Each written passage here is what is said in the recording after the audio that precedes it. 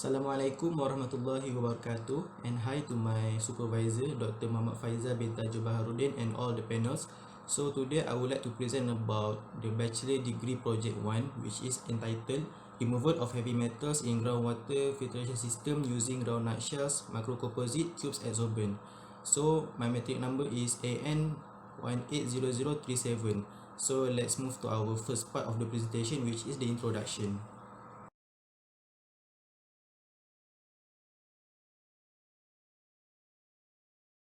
Now let's move to the first part of the chapter 1, which is the background of study. So this concentration of iron manganese are always to be found higher in groundwater rather than surface water, because these two metals are often to naturally occur in the place that have slow flow rate of groundwater, or the place that has little oxygen. So based on my previous study, there are two main sources, which are from the natural through weathering of iron manganese bearing through the rocks, and number two is from anthropogenic activities, or in other words human activities. So according to Canada Safety Drinking Water Guideline, the AO of the iron and must be less or equal from 0.3 milligram per liter, and for manganese is 0.05 milligram per liter. So in order to treat these two metals, I've choose the absorption process to treat the water because of the three reasons. First is absorption process is the most efficient method to be compared than other than the conventional method. Number two is the absorption process only requires simple procedure, easy into handling and available for various absorbent. And for the last one is, now absorption process can use the bioabsorbent or the waste from agriculture to become as an absorbent agent.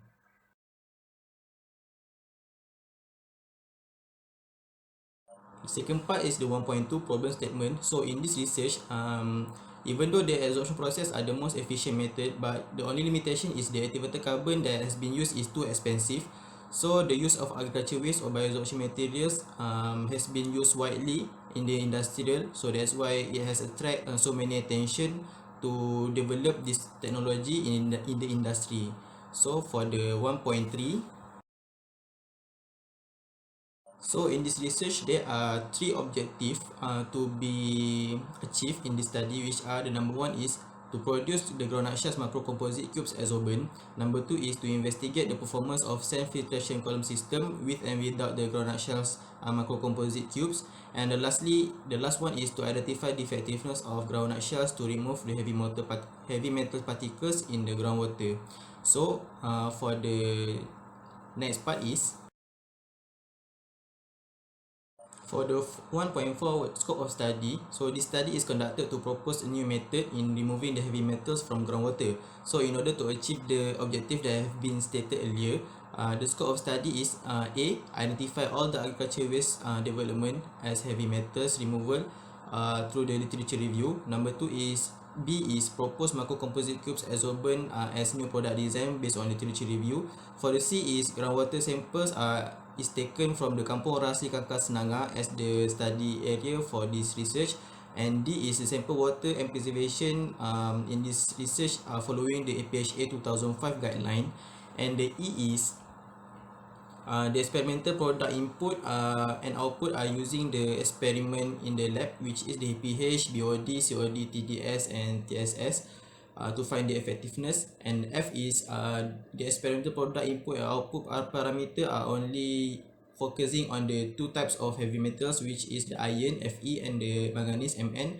And the last one is the performance of sand filtration system with and without the macrocomposite will be analyzed to identify the effectiveness of the groundnut shell itself.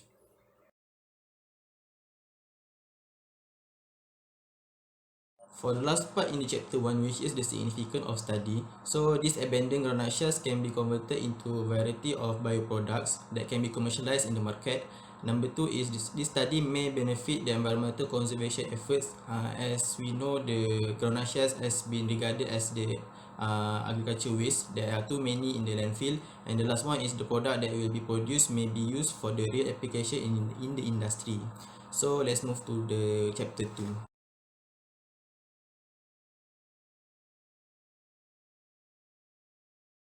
So here, as can we see on the slide, I have listed four types of conventional methods that are commonly used in the treatment of water in the treatment plant. Number one is chemical precipitation. So chemical precipitation is the most preferable method because this process can extract the contaminants which is dissolved or suspended from a solution as a sediment. So the sediment which can be filtered, centrifuged, or otherwise can be separated from the solvent part of the solution. So number two is the membrane filtration. So filtration of the membrane is able not only to remove metal particles but also for solid or organic components which are suspended. So this filtration is an active layer used to interface two homogeneous phases with a porous or non-porous structure to remove the contaminants in the water. So number three is the ion exchanges. So ion exchanges is the reversible process which between the ion and the solid ion, which is can be used in the solid resin for the ion exchanger that can exchange the cation and ion for the electrolytic solution, which in other words it can release the light charging counter ions of a chemical equivalent amount. So for the last conventional method is the ultrafiltration UF. So ultrafiltration is a permeable membrane separation method with pore diameters ranging from 0.1 to 0.001 micron, which can allow the water with low molecular weight solids to pass through the wide filter. So the molecular that is bigger from that size mentioned will stay at the filtration itself.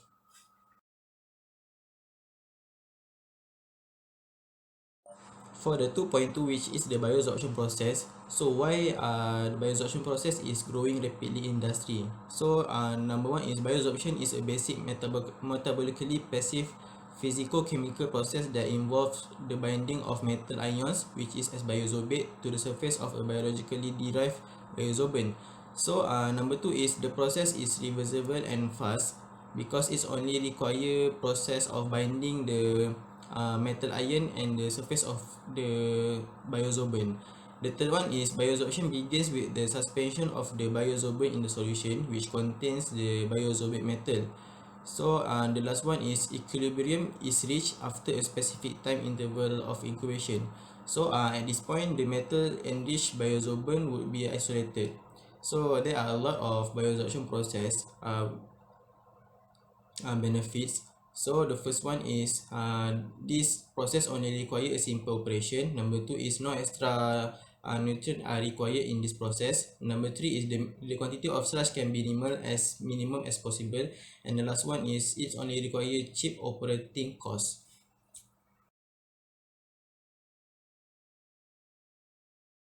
So for the last part of the literature review is the factors that can affect the bioabsorption process.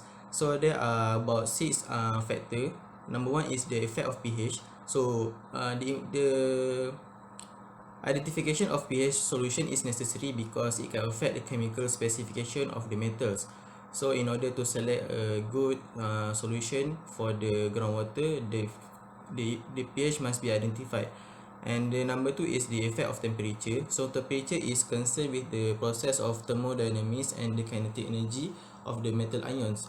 So at some condition, the temperature can have a beneficial or negative impact on the bioabsorption process.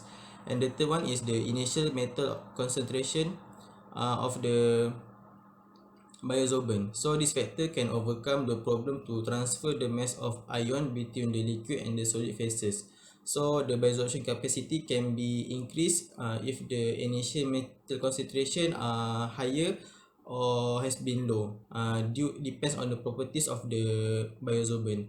Number four is the biosorbent dose. So biosorbent dose can serve as binding sites for metal bioabsorption, which is the amount of biosorbent used have a significant impact on the bioabsorption process. So maybe increasing of the dose can give much more result for the absorption process. Number five is the contact time. So the amount of time required to achieve maximum bioabsorption varies according to the type of biosorbent. So different biosorbent will produce a different contact time for the effective time. And the last one is the agitation speed. So the bioabsorbent capacity can rise if as the agitation speed increase by reducing its mass transfer resistance. So this is the factor that can affect the bioabsorption process from my previous study.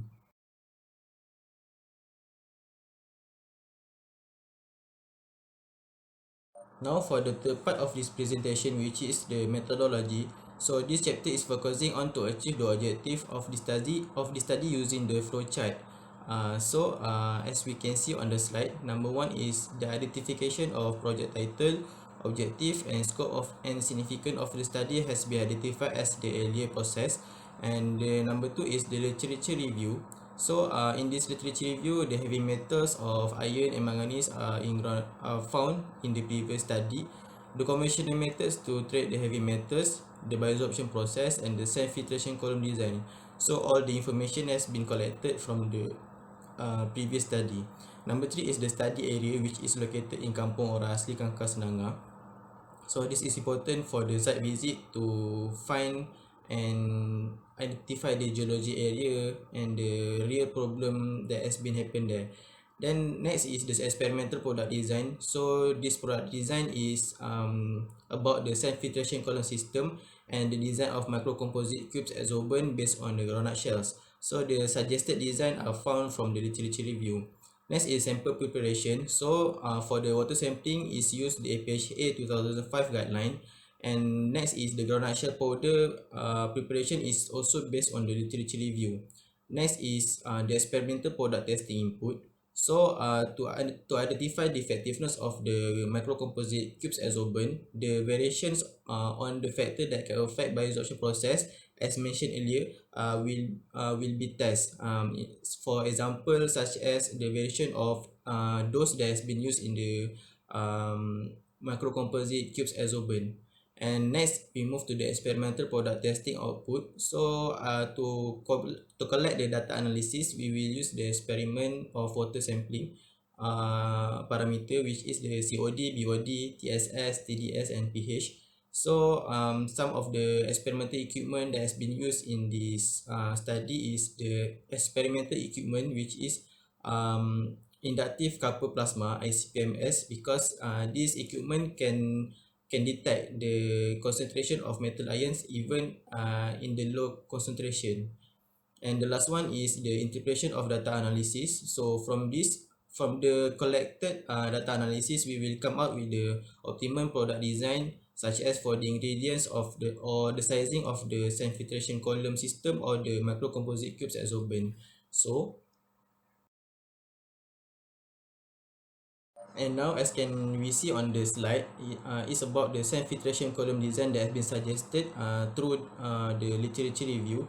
It consists of two column, which is the first is only apply on the standard sand filter concept, and the second part is the groundwater that has been filtered will be filtered by the bioabsorbent product, which is the groundnut shells microcomposite cubes. The filter column was constructed using the necessary PVC pipes. The column of measure that has been suggested is 40 cm in length. The internal diameter is 10 cm length and the exterior diameter is 12 cm length. And now, as can we see on the slide, is about the suggested design for the groundnut shells microcomposite cubes adsorbent. This idea is come from the previous study, which is about the fish scale microcomposite cubes adsorbent. So from the previous study, the ratio of the cubes consists of 20% of cement, 5% of lime, and 4% of the value of water. So for my microcomposite cubes, the suggested size is the 4 cm in length, 4 cm in width, and 4 cm in height, which is total volume is 64 cubic centimeter. And the mold for this cubes adsorbent is made from the formwork. And now for the last part of this presentation, which are the expected result in chapter 4. So from this research, there are 3 expected results, which are number 1, the development of groundnut shells macrocomposite cubes adsorbent may be used effectively in the sand filtration column system, because as we know, the groundnut shell itself have the characteristic and the properties to become as a good adsorbent to remove the heavy metals from the groundwater. Number 2 is the utilization of groundnut shells in the bioabsorption process may benefit the industrial sector. As we know, this agriculture waste, which is the groundnut shells, are easy to access and only use the low cost operating.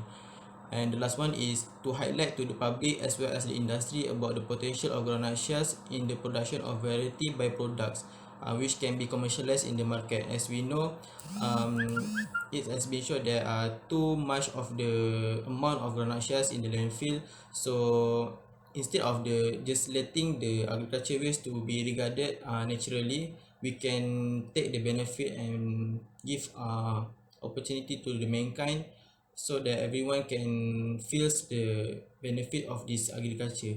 So that's all for my presentation. I would like to thanks to my supervisor, which is Dr. Muhammad Faizal, and all the panelists for listening to my presentation today. That's all. Thank you.